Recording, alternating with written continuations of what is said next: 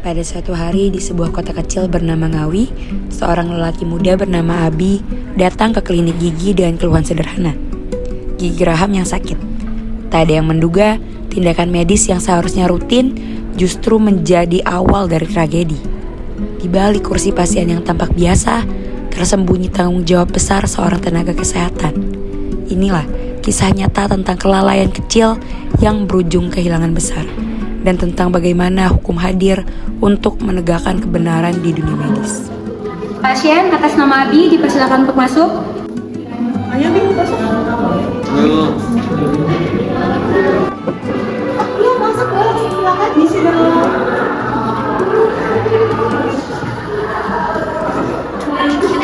Dengan Bapak dan Ibu siapa? Dengan Bapak Abi, ini suami saya dengan Ibu Dian. Kira Pak Abi keluhannya apa Pak? Ini dok, gigi saya ini di geraham saya ini sakit, berlubang. Udah seminggu nyerinya, nggak hilang-hilang dok. Makan dok jadinya, jadi kayak agak sedikit bengkak gitu. Oke, Pak Abi, kalau begitu mungkin kita bisa langsung melakukan prosedur pencabutan gigi biasa aja, terus langsung kita bius. Tapi dok, saya ini ada riwayat penyakit jantung dan darah tinggi dok. Oh, itu nggak masalah kok Pak Bu. Jadi karena itu cuma buat bius lokal, jadi nggak perlu untuk tes darah segala macam. Aman sih. Aman jadi suami saya. Aman kok. Jadi kamu bisa langsung aja.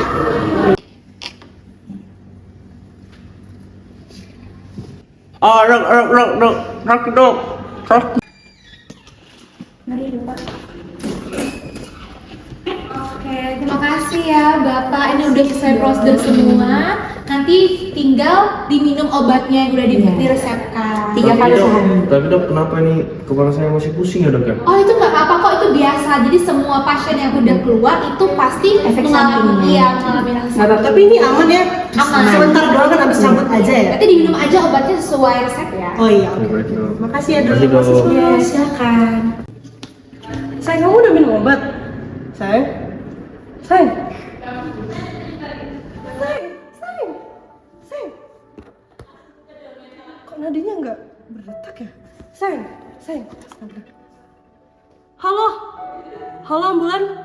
Bisa nggak segera ke rumah saya? Ini suami saya ini habis sakit gigi terus dia pingsan, nggak sadarkan diri, terus denyut nadinya juga hilang. Akhirnya, Abi pun dilarikan ke rumah sakit. Dan sayang sekali, saat sudah sampai rumah sakit, nyawa Abi sudah tidak terselamatkan. Akhirnya dilakukan autopsi, ternyata semua ini terjadi karena kelalaian seorang dokter. Dokter, kenapa tidak ada pemeriksaan darah sebelum melakukan pencabutan gigi? Karena dalam hal ini kasusnya sederhana Pak, ringan, dan pasien itu juga udah bilang nggak apa-apa sebelumnya. Tapi korban punya hipertensi. Berdasarkan hasil forensik, terjadi shock dan pendarahan hebat akibat bius lokal yang tidak disesuaikan dengan kondisi pasien.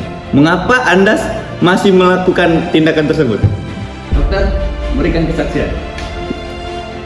Nah, ini dari hasil otopsi menunjukkan reaksi alergi dan tekanan darah yang ekstrim dan meningkat.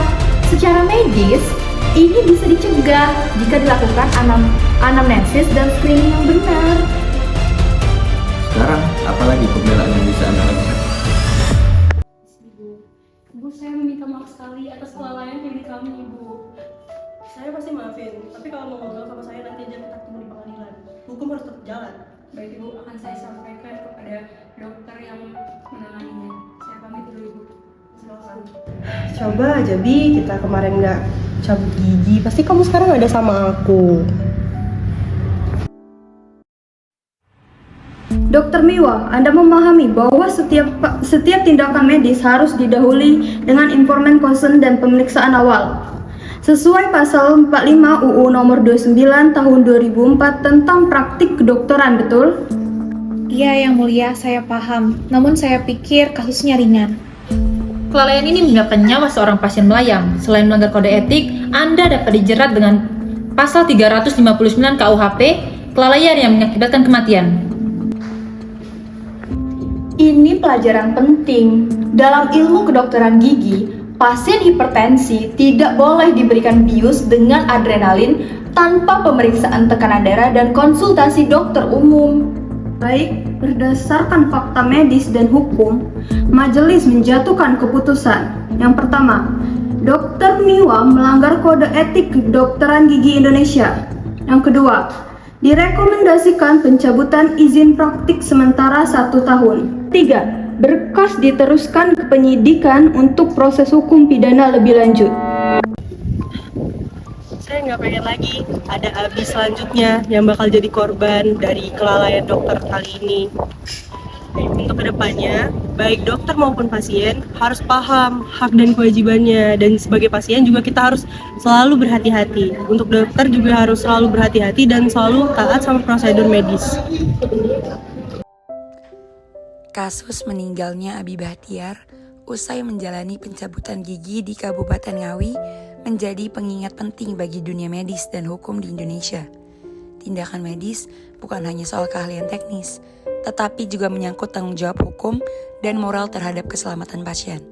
Secara hukum, kasus ini berkaitan erat dengan pasal 359 Kitab Undang-Undang Hukum Pidana yang berbunyi, barang siapa karena kesalahannya menyebabkan orang lain meninggal dunia diancam dengan pidana penjara paling lama 5 tahun atau kurungan paling lama 1 tahun.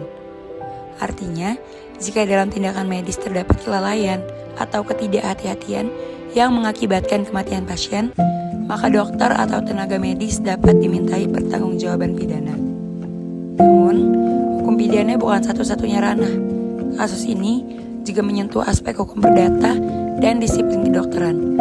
Dalam hukum perdata, perbuatan dokter yang menimbulkan kerugian bagi pasien dapat digugat berdasarkan pasal 1365 Kitab Undang-Undang Hukum Perdata tentang perbuatan melawan hukum yang menyatakan tiap perbuatan yang melanggar hukum dan membawa kerugian kepada orang lain mewajibkan orang yang karena salahnya menerbitkan kerugian itu mengganti kerugian tersebut.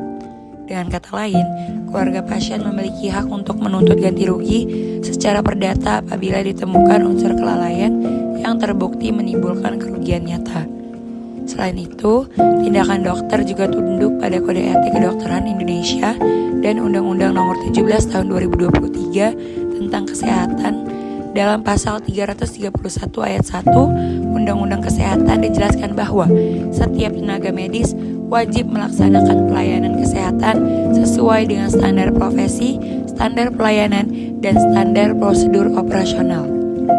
Apabila dokter bertindak tidak sesuai dengan standar profesi, misalnya tidak melakukan pemeriksaan awal yang memadai, tidak menjelaskan risiko tindakan, atau tidak memberi pertolongan lanjutan yang semestinya, maka dapat dianggap melanggar disiplin profesi kedokteran dan diproses oleh Majelis Kehormatan Disiplin Kedokteran Indonesia. Kasus ini mengajarkan bahwa keselamatan pasien adalah prioritas utama. Dokter wajib menjelaskan setiap risiko melalui informed consent, sedangkan pasien juga harus jujur mengenai kondisi kesehatannya. Hanya dengan keterbukaan dan kehati-hatianlah tragedi seperti ini dapat dihindari.